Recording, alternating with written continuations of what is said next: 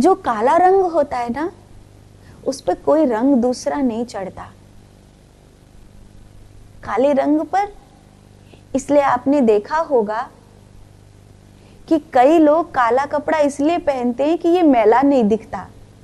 सफेद कपड़ा पहनेंगे जल्दी से मैला दिखेगा, तुरंत दाग लग जाएगा, तुरंत दिखेगा। काला कपड़ा पहनेंगे बहुत गंदा होने पर भी गंदा नहीं दिखेगा। पर काले रंग को ऐसे, वो रंग तो स्थिर है, पर उस रंग को शुभता में शामिल नहीं करते। इसलिए पूजा में आपने कोई काले रंग का कपड़ा पहने नहीं देखा होगा। शमशान में सिवाय अघोरी के आपने कोई काले रंग का कपड़ा पहने हुए नहीं देखा होगा। हाँ, ये बात अलग है कि जो हिंदू धर्म से विपरीत एक परंपरा उत्पन्न हुई, उन्होंने स्त्रियों को काले वस्त्र पहनाए बुर्के के रूप में, हिजाब के रूप में। जबकि हिंदू की जो स्त्रियां होती थी, हिंदू की जो अच्छे घर की स्त्रियां होती थी, वो काले कपड़े नहीं पहनती थी। कहती थी अरे कोई वैश्या है इसीलिए काला कपड़ा पहनकर घूम रही है। पर आज बहुत सी स्त्रियां हैं जो काली साड़ी पहन करके पूजा में भी चले जाती हैं, घूमने भी चले जाती हैं। लेकिन अगर पूर्व समाज की शास्त्रों की बात करूं तो जो सुहागन स्त्रियां होती थी वो तब तक काला कपड़ा नहीं पहनती थी जब तक उसे केकई की तरह कोप भवन में न जाना हो। बचती थी वो काला कपड़ा पहनने से। काला रंग बुरा नहीं है, पर पवित्रता का रंग नहीं है।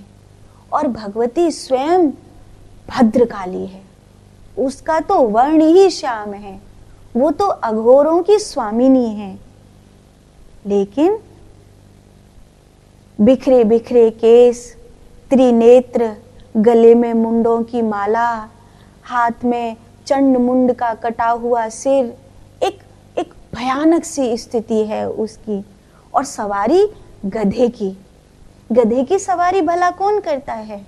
वो कहती है जिसको सबने त्याग दिया, चल उसे मैं लेकर के चलती हूँ। तो बड़ा मेहनती है, सोचता करता कुछ नहीं है, चल मैं तुझे लेकर के चलती हूँ।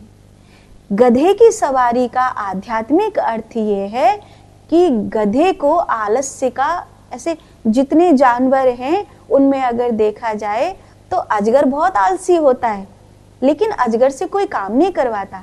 गधा उससे सब काम करवाते हैं, पर गधा काम करते करते भी आलस्य को निभाता है।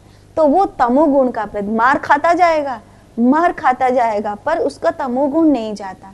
तो आध्यात्मिक अर्थ गधे की सवारी मतलब वो तमोगुण पर बैठती है, वो तमोगुण पर राज करती है।